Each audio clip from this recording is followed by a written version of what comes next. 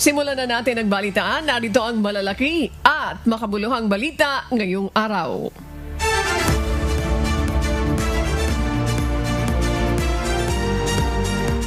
Ipinaskil ni Zaldico, nagbitiw na ako Bicol Party List Representative at dating House Appropriations Panel Chairperson ang listahan ng petsa at halaga ng perang i-deliver umano kina dating House Speaker, Leyte 1st District Representative Martin Romualdez at Pangulong Ferdinand Marcos Jr. mula September 22 hanggang August 2025.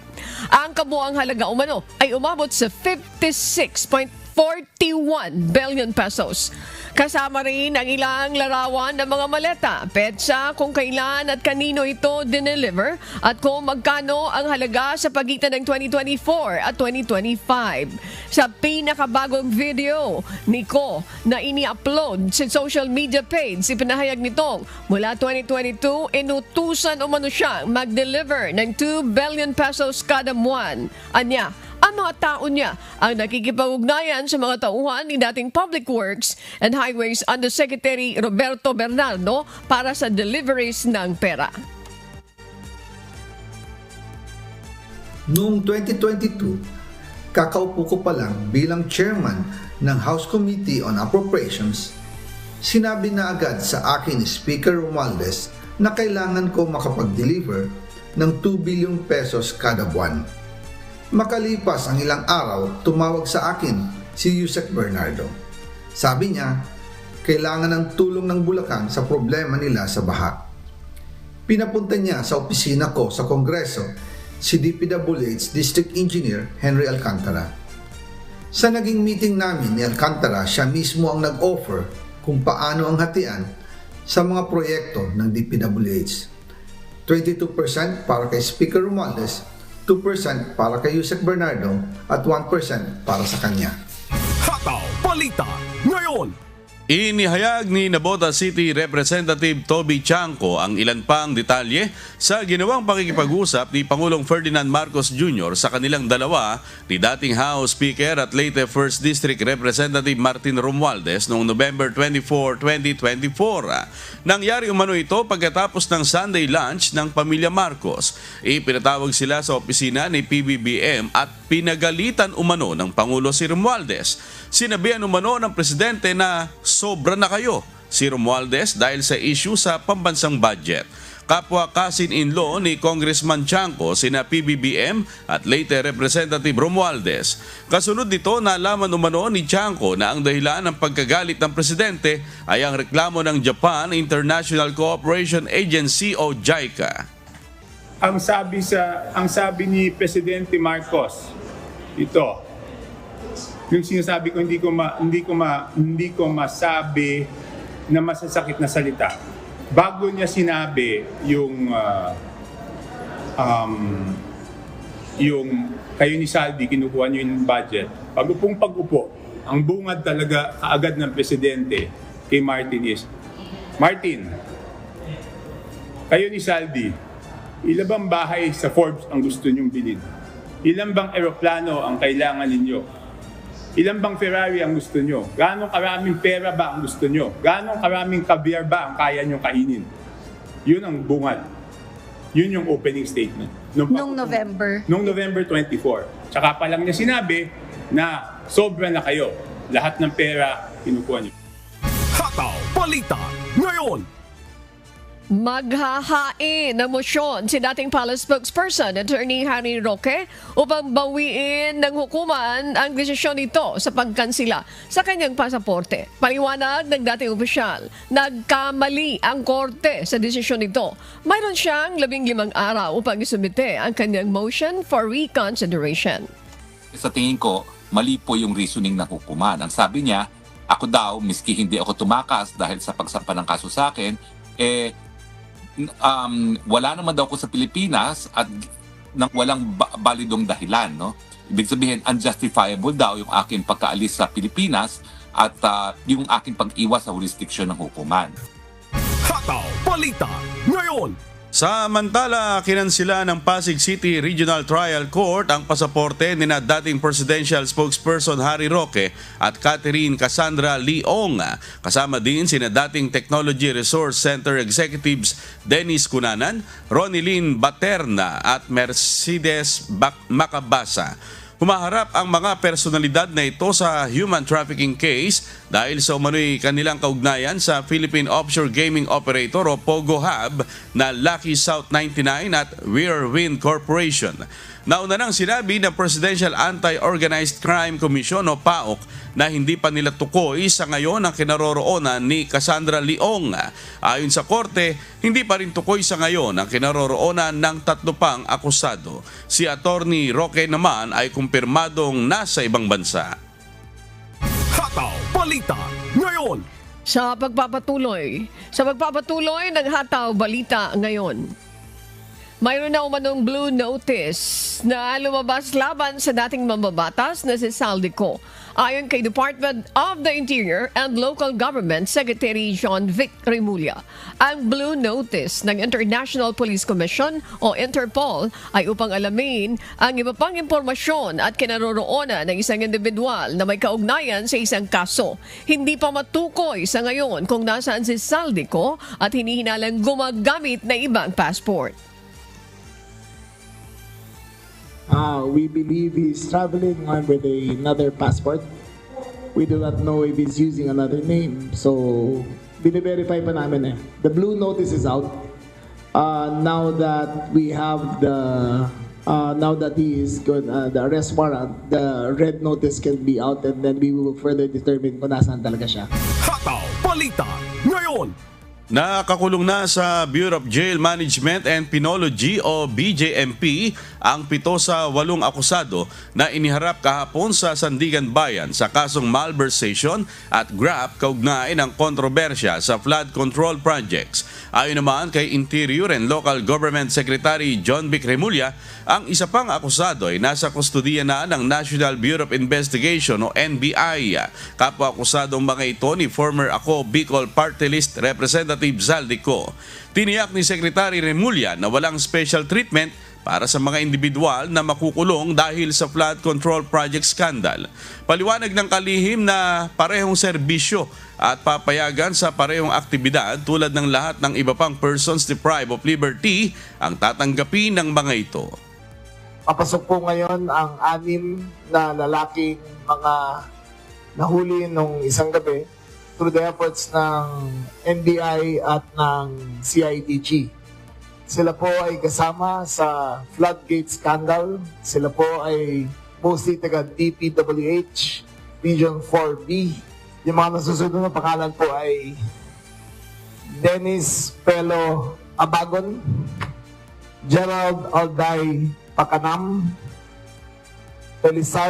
Felizardo Sabane Casuno, Dominic Gregorio Serrano, Ruben de los Santos Jr., Jean Ryan Alaurin Altea.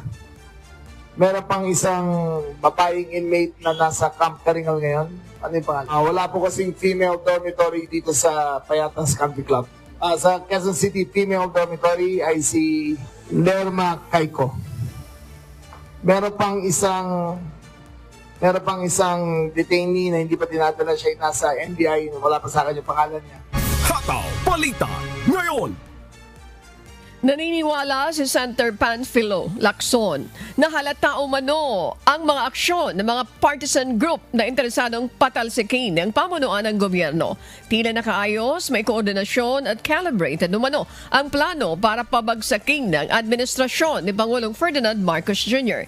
Ito ang palagay ni Senator Lacson sa gitna ng anyay pagsasanib puwersa ng ilang retiradong opisyal ng pulisya at militar. Binigyan din niya na ang umano'y civil military junta ay unconstitutional o labag sa saligang batas. Kaya hindi rin niya siya tumugon sa imbitasyon sa kanya na makisama sa grupo. Kasi may mga may message na short of confirming na meron talagang such move, but only on the part of some retired military and PNP officials. Wala namang kumontak na active. Hindi lang yun, talagang reset. Meaning, pati some groups yung ibang groups kasi nagko-call sila, total reset. Parang wala ang presidente, wala ang vice president, so civil military junta. Hataw Balita ngayon.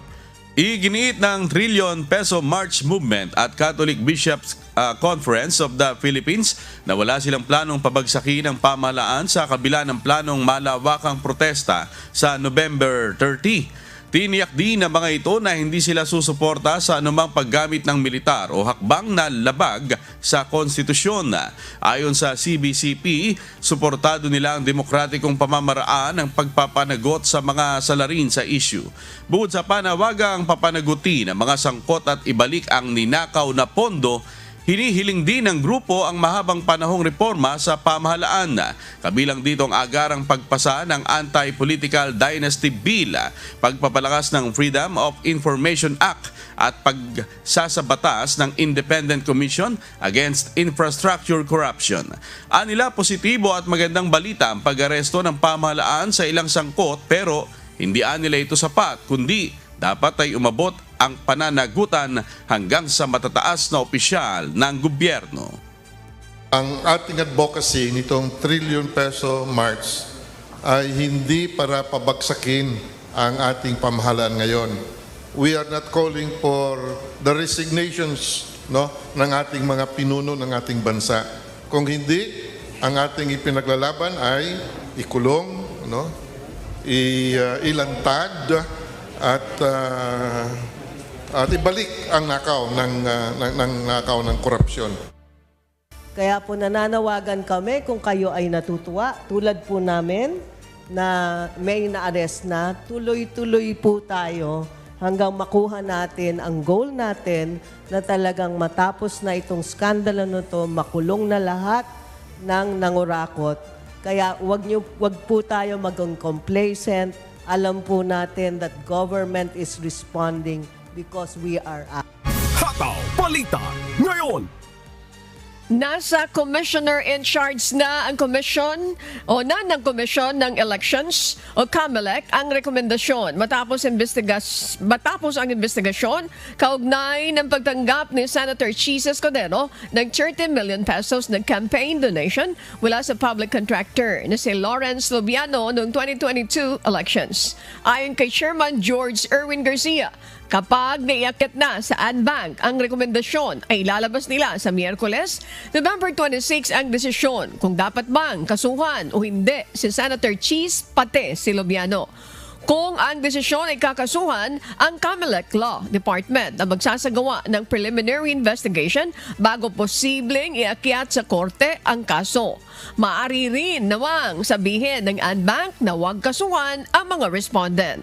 Ang investigasyon ng COMELEC kina Escudero at Lubiano ay may kinalaman sa Sections 95 ng Omnibus Election Code na bawal magbigay ng donation ang isang individual o juridical entity gaya ng korporasyon na may kontrata sa gobyerno sa panahon ng halalan.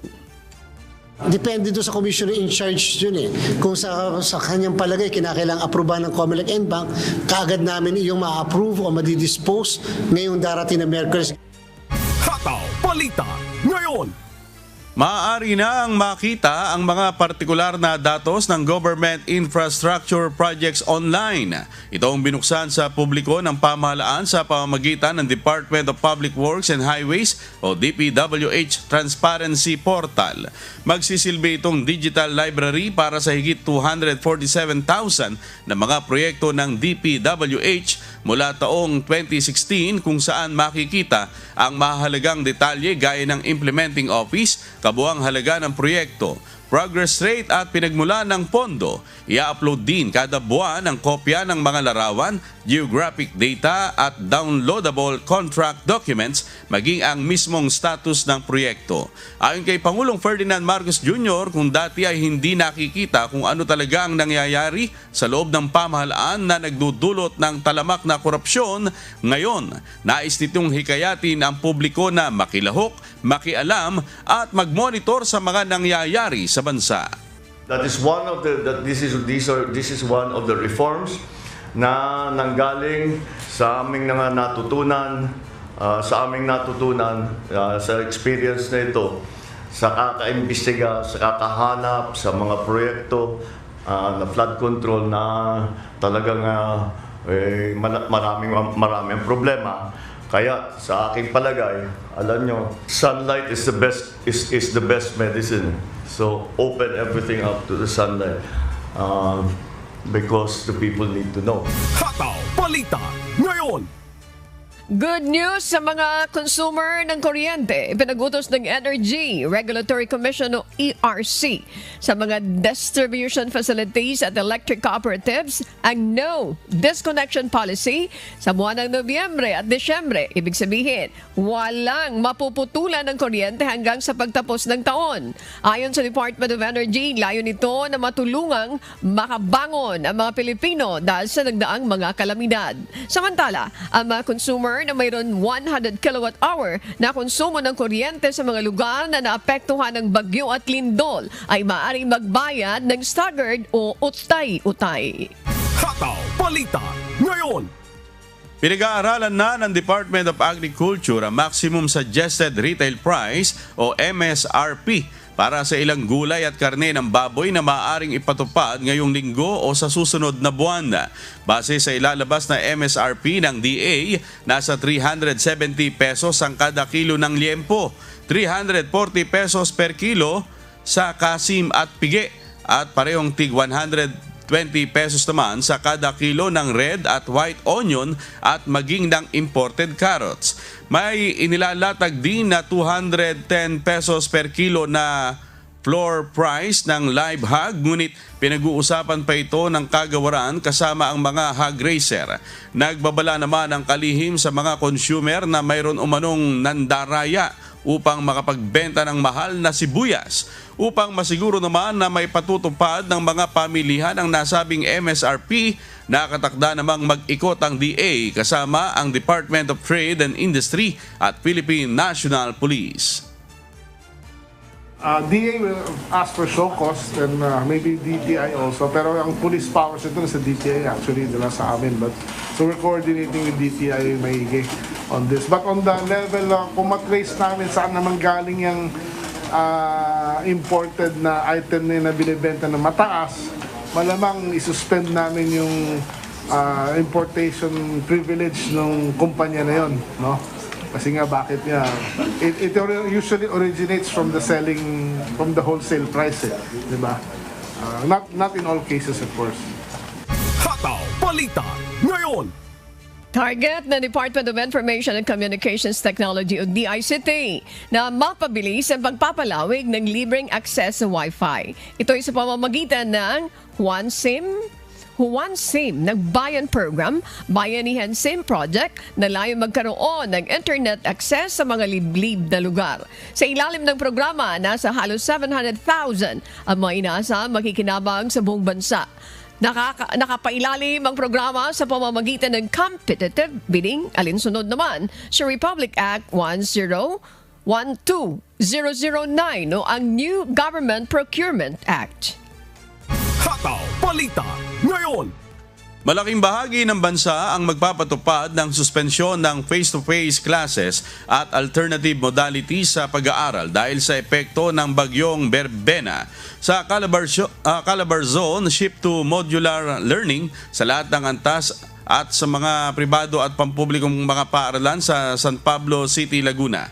Sa Quezon Province, suspendido ang face-to-face classes sa lahat ng antas sa pampubliko at pribadong mga paaralan sa bayan ng Calawag, habang sa Ginayangan at Tagkawayan ay hanggang senior high school lamang. Sa Mimaropa, suspendido sa lahat ng antas sa Oriental Mindoro, mga bayan ng Cuyo, Coron at Culyon sa Palawan, at sa Odiongan sa Romblon, habang ang Buenavista sa Marinduque ay mula kindergarten hanggang senior high school lamang. Sa Bicol Region, all levels din ang suspensyon sa pampubliko at pribadong mga paaralan sa Albay, sa mga bayan ng Talisay at Binsons sa Camarines Norte. Gayun din ang iba pang mga bayan sa Camarines Sur, Catanduanes, Masbate at Sorsogon. Mayroon namang magpapatupad nagpatupad ng alternative modality sa ilang mga bayan sa Camarines Norte, kabilang ang Daet, Labo, Mercedes at Paracale. Sa Central Visayas, suspendido po ang face-to-face classes sa lahat ng antas at sa pampubliko at pribadong mga paaralan sa Bohol at mga bayan at syudad sa lalawigan ng Cebu. Ang ibang mga bayan magpapatupad ng alternative delivery mode at asynchronous classes. Sa Eastern Visayas naman, all level sa mga pampubliko at pribadong mga paaralan sa Tacloban City, San Vicente, Northern Samar at Gandara sa Samar. Sa Western Visayas, suspendido ang face-to-face classes sa mga pampubliko at pribadong mga paaralan sa mga bayan sa Aklan, Antique, Capiz, Iloilo at Tandag City sa Surigao del Sur. Habang ang San Jose de Benavista sa Antique hanggang senior high school lang ang walang pasok. Sa Negros Island Region, malaking bahagi po ng Negros Occidental ay nagpatupad ng suspensyon ng klase sa lahat ng antas sa mga pampubliko at pribadong mga paaralan, maliban lamang sa Victoria City na hanggang senior high school lamang. All levels din naman sa bayan ng Jimalalud, Negros Oriental. At sa Northern Mindanao, wala pong pasok sa lahat ng antas sa pampubliko at pribadong mga paaralan sa mga bayan ng Calamba at Panaon sa Misamis Occidental. Gayun din ang bayan ng Alubijib at Gingog City sa Misamis Oriental, habang hanggang senior high school lamang sa Cagayan de Oro City.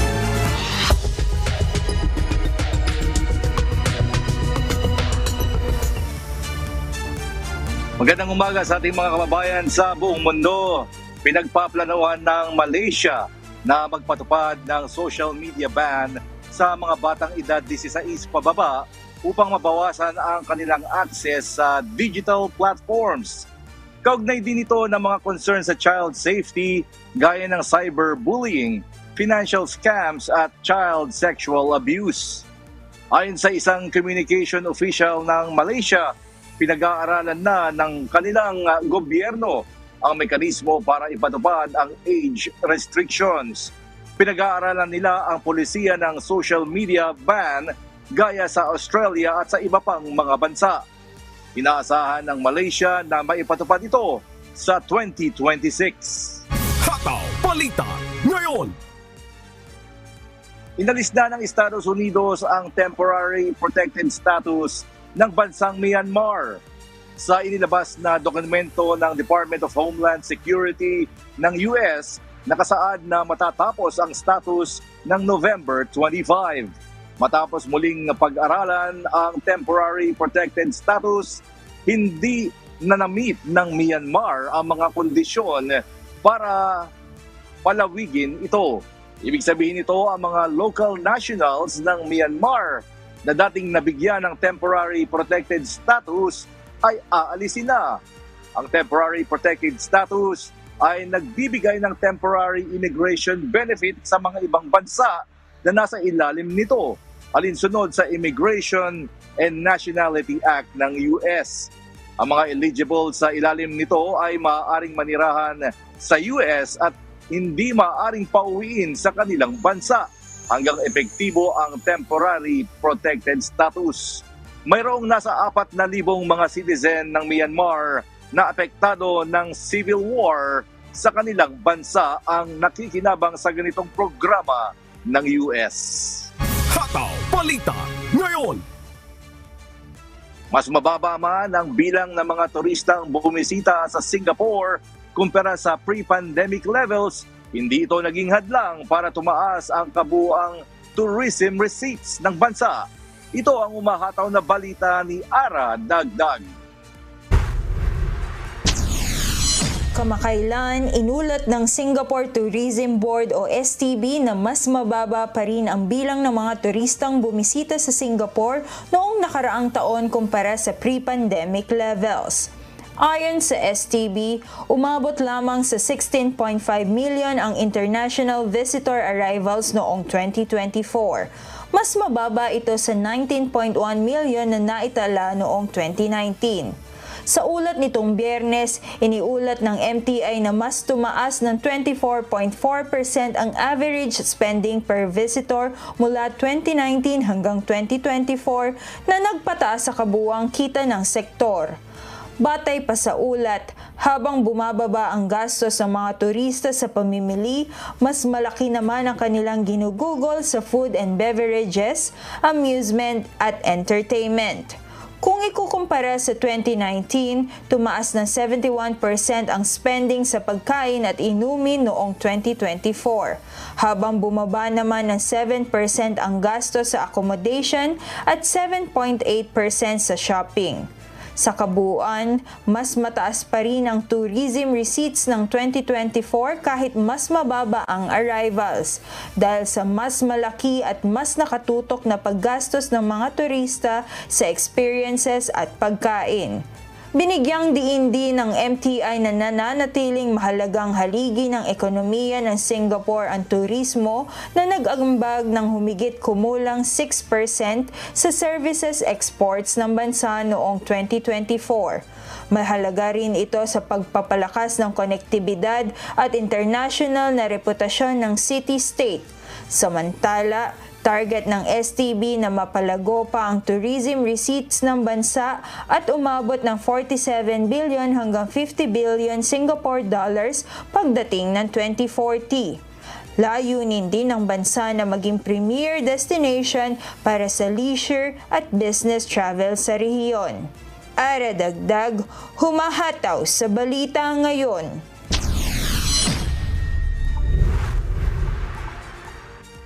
At yan po mga kababayan ang mga balita mula sa iba't ibang panig ng mundo. Ako si James Bontuyan mula dito sa Maryland, USA. Magandang umaga po. Sa pagpapatuloy ng Hataw Balita ngayon, makakasama natin ngayong umaga si Manuel Ricuenco Tanaw-Tanaw, sakay ng radio mobile booth na nasa Barangay Buenaventura, Louisiana, Laguna para sa isasagawang medical mission ngayong araw. Manuel, magandang umaga sa iyo. Magandang umaga, Miss Annie. Live na live sa pamamagitan po ng Radyo La Verdad Mobile Booth dito po sa Barangay San Buenaventura, Louisiana, Laguna, Miss Annie. At gagawin ngayong umaga ang UNTV at MCGI Medical Mission at makakasama natin Miss Annie ang ating kapitana, walang iba po kundi si Kapitana Corazon Saludes. Magandang umaga, ma'am. Magandang umaga po, Sir Manuel. Nakailang kape na po kayo? Nakadalawa na po. Wow. At magandang po yan. Simula ng umaga. Yes, kumusta po kayo dito sa Barangay San Buenaventura, Kapitana? Dito po naman sa Barangay San Buenaventura, okay naman po. Kami po ay maayos na nakapaglilingkod dito sa aming barangay. Yun. Pang ilang term niyo na po dito? Unang term ko lang po bilang punong barangay. Mga ilang term ang plano niyo po dito? Sana makatapos ng 3 term. Yun. Kakayanin. Ayos siya. Pero ngayon po, bakit niyo po naisip na gumawa or mag-invite sa MCGI at UNTV na magkaroon po ng medical mission po dito sa inyong barangay? Siyempre po, malaking tulong po kasi ito sa aking mga kabarangay na magkaroon ng isang medical mission.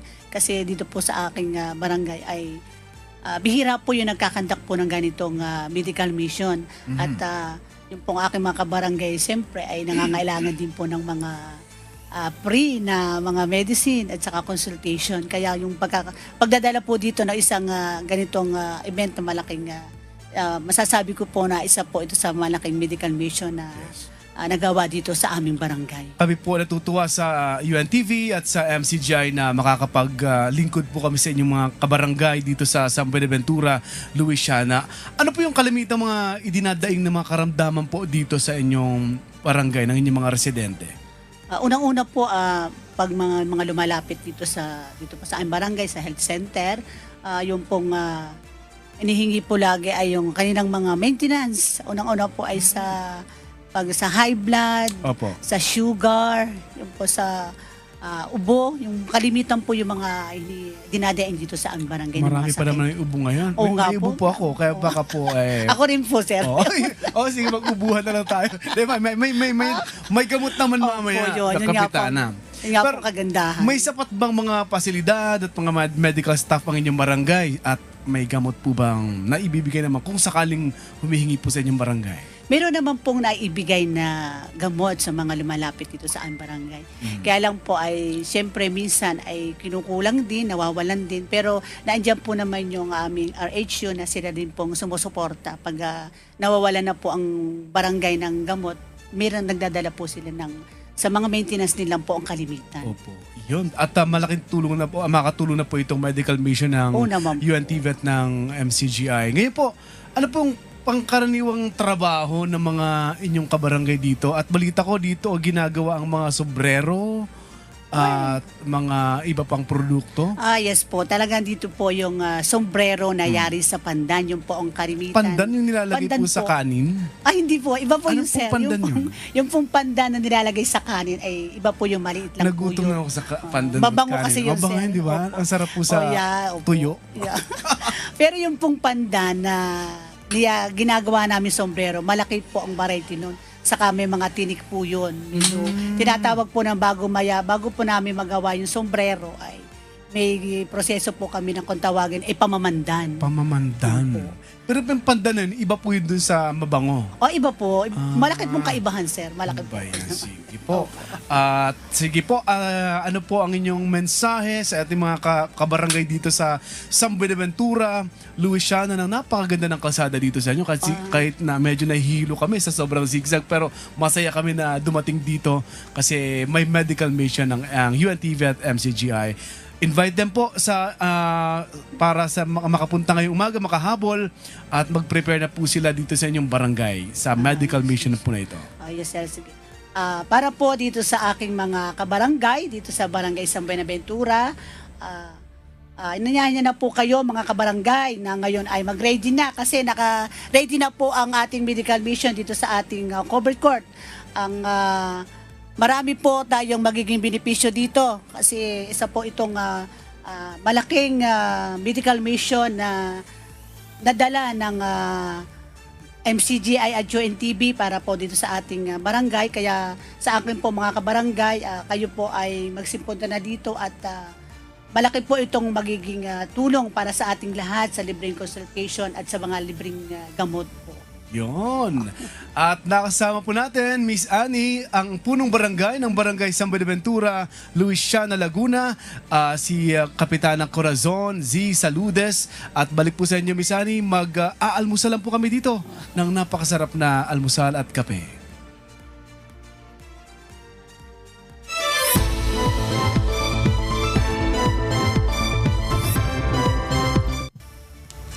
Agad na nagsagawa ng rescue operations ang local government unit ng Cagayan de Oro City dahil sa walang tigil na pag-ulang nararanasan sa buong lalawigan ng Misamis Oriental.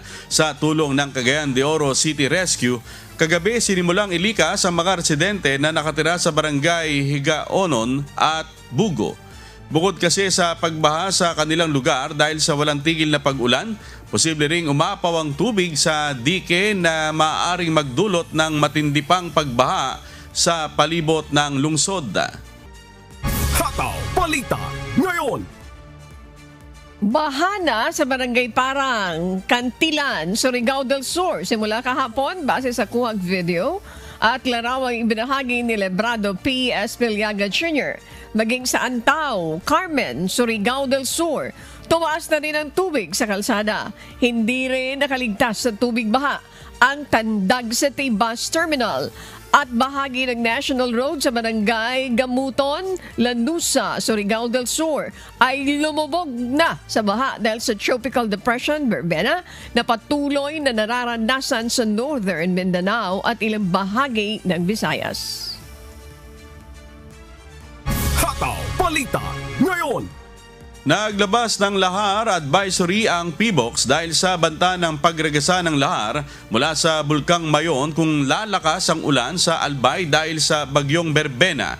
Nagbabala rin ng DOTR na iwasan muna ang biyahe sa Kabikulan habang inatasan ng PDRRMO Masbate ang mga lokal na DRRM na maghanda at magmonitor sa epekto ng masamang panahon. Si Jerry Galicia, humahataw live! Magandang umaga, Jerry. Kamusta na ang lagay ng panahon dyan sa iyong lokasyon? Meron na bang mga pag-ulan na nararanasan, Jerry? Magandang umaga. Kahapon nga, alas 3 pa lang ng hapon ay nakaranas tayo dito ng malakas na buhos ng ulan pati hangin. At dakong alas 8 ng gabi ay nawalan na rin ng kuryente. At kanina nga alas 4 ay tubilan na ito. Dito particular dito sa Masbate City. Naglabas kahapon ang Philippine Institute of Volcanology and Seismology of PBOC ng lahar advisory bilang babala sa posibleng pagragasan ng lahar sa paligid ng Bulkang Mayona. Ayon sa ahensya, ito ay batay sa rainfall warning ng Pag-asa na nagbababala ng malakas na pag-ulan dulot ng bagyong Berbena at Sierra. Posibleng makabuo ng lahar o maputik na agos sa mga ilog at drainage areas ng Mayona dahil sa malaking bulto na erodible deposit sa watershed ng BEC, Binaan, Mabilit, Puyuan, Anuling, Matanag, Bunga at Basod Channels. Kasama rin dito ang naipong pyroclastic deposit sa southern slopes ng bulkan na patuloy bumababa patungo sa mga lugar ng Masarawag at Manilila Channels. Pati na rin sa mga creeks na maaaring dagsaan ng malakas na agos, lalo na kung tatama ang matinding ulan sa bayan ng Kinubatan. Nire-rekomenda ng PBOC sa mga LGU na magbantay, maghanda at agad magsagawa ng preemptive evacuation sa mga komunidad na nasa lahar zone at high-risk areas sa Albay. Bilang pag-iingat, amigo, inatasan na ng OCD Bicol ang DOTR na maglabas ng travel advisory upang pasamantala ipagbawal ang pagbiyahe ng mga motorista patungong Masbate, Catanduanes, Visayas at Mindanao. Layo nito na maiwasan ang congestion sa Maharlika Highway, Matnog Fort, Pantalan ng Pilar, Tabaco City at Teodorana. Maaga nagpaalala ang Provincial Disaster Risk Reduction Management Office o PDRMO ng Masbate sa mga local DRRM offices na maghanda at monitor ang sitwasyon sa kanilang mga lugar. Nakantabay ang buong pwesto ng PDRMO para agad rumisponde sa posibleng maapekto ng sama ng panahon, partikular sa mga low-lying areas at coastal areas sa isla. Kung sa pinakabago, ito dati na natin ginagawa. Pero ngayon, ginagawa talaga nating kinaugalian na gawin at tawagan yung mga katuwang natin sa serbisyo na paghandaan. Hindi yung dati na tatawag lang ng meeting, yung PEDRA, bago ang sakuna. Pero ngayon kami tumatawag talaga. Yung office namin tinatawagan yung ano po ba, nagawa na ba to, na pag-usapan nyo na ba, ganun. Yung kung parang binigay na natin ang lahat sa ngayon para lahat handa po. Amigo, pinapabayan naman ng pamalang palalunigan ang pagdedeklara ng suspensyon ng klase sa mga LGU official sa epekto ng bagyo.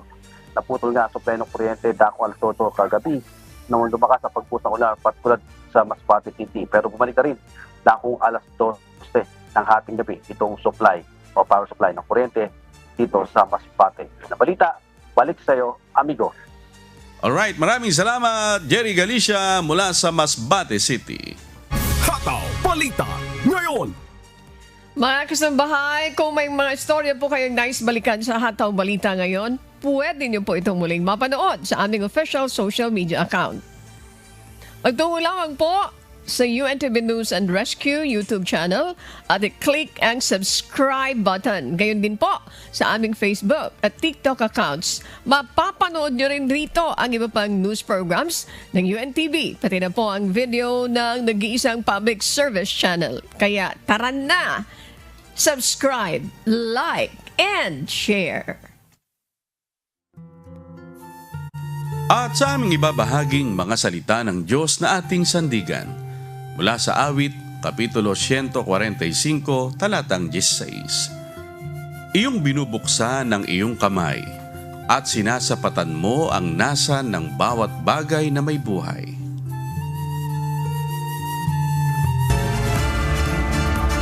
At yan po ang mga humahataw na balita ngayong umaga ng Martes, ika-25 sa buwan ng Nobyembre 2025. Ako po inyong amigo, Sherwin Kulubong. No more bati na, Adet, kasi wala ng time. Christian, wala na yan. Jerickson. Diyosa. Ayan. Manuel Recuenco. Ayan, si Alex. Ayan, maraming salamat sa inyo. Bernie, Carl, thank you. And Ian, si JC. Yan. Sa ngalan ng lahat, si Luel. Sa ngalan ng lahat ng bumubuo ng UNTV News and Rescue, UNTV Radyo La Verdad 1350 at ang ating mga correspondent mula sa Pilipinas at sa iba't ibang panig ng mundo. Ako naman po si Annie Rantoyen. Ako, magtatampo niyan si Jocelyn Gutierrez dahil pinababati niya si Madjo Conana ng happy birthday. At dito sa UNTV at UNTV Radyo La Verdad 1350, Diyos ang aming sandigan. Serbisyo publiko ang aming pinahahalagahan. Susunod na po ang Good Morning Kuya. Salamat po sa Diyos at magandang umaga.